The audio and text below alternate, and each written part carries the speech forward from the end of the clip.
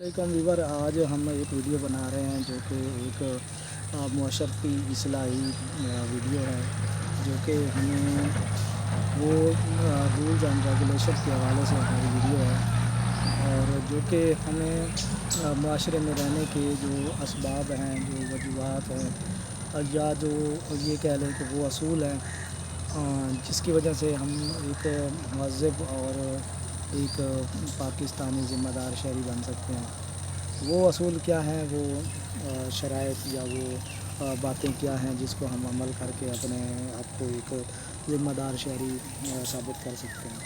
तो चलते हैं अपनी वीडियो की तरफ। सबसे पहले आपसे रिक्वेस्ट है कि आपने मेरे चैनल को सब्सक्राइब, लाइक और शेयर कर देना है, ताकि आपको हर नई आने वाली वीडियो जो है वो नोटिफिकेशन के ज़रिए मिल सके। और कमेंट सेक्शन में आपने ज़रूर बताना है कि आपको हमारी वीडियो कैसी लग रही है।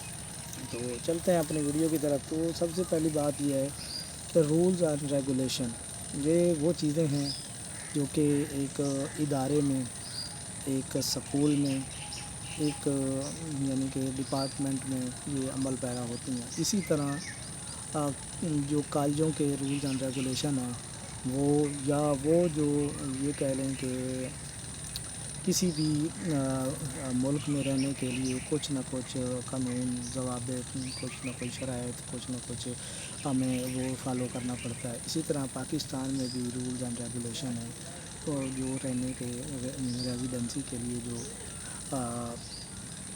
कानून मौजूद हैं, तो उस पर हमें अमल करना चाहिए। तो सबसे पहले क्या कानून है कि आपने एक पाकिस्तानी और ज़िम्मेदार शहरी होने का सबूत देना है। ये ना हो कि आप इन जो बुरी चीज़ें हैं उनको अपने हाथ में ले लें, या वो चीज़ें जो कि आपको मना की गई हैं, तो फिर अगर आप वो हाथ करना शुरू कर दें तो ये आप ज़िम्मेदार शहरी नहीं बन सकते। मिसाल के तौर पर आपको एक हथियार की ज़रूरत नहीं है, एक पिस्टल की या कोई बंदूक की ज़रूरत नहीं है, तो उसके बावजूद आप उसको अपने घर में विदाउट लाइसेंस आप रखते हैं, तो ये एक ऐसा अमल है जो कि आपको एक गैर ज़िम्मेदार और बिल्कुल यानी कि बुरा शहरी साबित होने में मदद करेगा, और अच्छा शहरी होने में मदद नहीं करेगा। या आपने कभी ये देखें कि ये अगर मामला आपके पास नहीं है तो आप किसी के साथ मिलकर चोरी करने चले जाते हैं, तो ये भी एक नापसंदीदा अमल है, बहुत बुरा अमल है, और जो कि आपको एक ज़िम्मेदार शहरी होने से बनाने से रोकता है।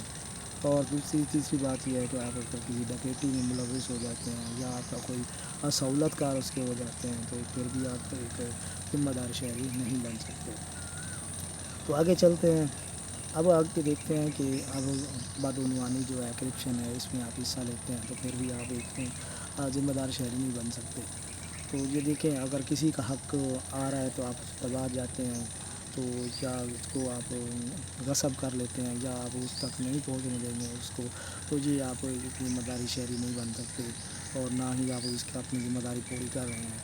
तो अब मैं आपको एक छोटी सी मिसाल देता हूँ कि हमारे इलाके में एक डाक खाना था, तो डाक खाने का जो हेड था वो एक टीचर था।